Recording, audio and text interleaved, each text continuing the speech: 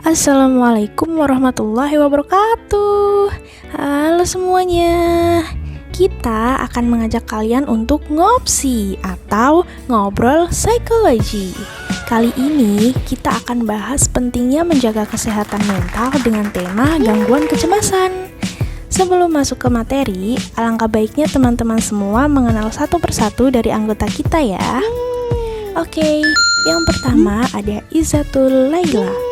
Yang kedua, ada saya sendiri, Jauharina Zarotunur. Yang ketiga, ada Lailatun Nafirah. Yang keempat, ada Oktavianisa Salsabila. Dan yang terakhir, ada Qurratul Aini. Pertama-tama, kalian tahu nggak arti dari kecemasan itu apa? Jadi, kecemasan yaitu suatu keadaan khawatir, mengeluhkan bahwa sesuatu yang buruk akan terjadi. Terus, kecemasan juga berkaitan erat dengan perasaan takut loh. Kok bisa?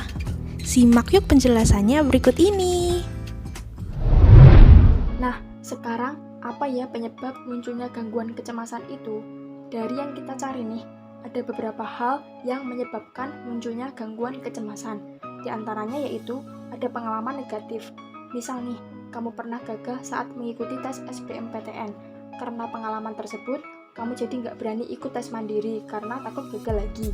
Munculnya perasaan takut itu bikin kamu jadi nggak berani lagi ikut mencoba. Yang kedua, berlebihan dalam mengkonsumsi makanan atau minuman manis dan mengandung kafein. Yang ketiga, pengaruh lingkungan. Contohnya, kalian punya tetangga yang toksik banget. Dikit-dikit kalian dikritik, pasti kalian bakal ngerasa lingkungan hidup kalian tuh gak aman, yang bisa menimbulkan perasaan cemas. Setelah mengetahui penyebabnya, sekarang kita melihat gejala gangguan kecemasan secara umum ya. Nah, ketika kecemasan melanda, biasanya kan gugup, keringat dingin, otot-otot menjadi tegang, jantung berdebar lebih kencang, perut mulas, sulit konsentrasi, mudah emosi, sakit kepala, sesak bagian dada, insomnia, bahkan hingga hilangnya nafsu makan. Sebenarnya perasaan cemas tuh wajar, kayak cemas mau presentasi, cemas mau ujian, dan lain-lain. Tapi kalau kondisi ini terjadi secara berlebihan, malah sangat mengganggu aktivitas sehari-hari. Bener gak? Selanjutnya ada dampak negatif. Dampak negatif yang ditimbulkan yaitu bisa meningkatkan resiko penyakit jantung, permasalahan pencernaan, permasalahan pada sistem saraf pusat, melemahkan sistem imun tubuh, dan yang terakhir, permasalahan pada pernafasan. Nah, cara untuk mengatasinya itu bagaimana? Ada psikoterapi yang efektif dan tentunya memberikan manfaat besar loh, yaitu terapi kognitif atau disebut CBT, Cognitive Behavior Therapy. Terapi ini dirancang untuk mendidik, melatih, mengembangkan keterampilan untuk mengidentifikasi ancaman, mengubah pikiran, perasaan, persepsi, dan tingkah laku maladaptif. Nakjubkan gak sih?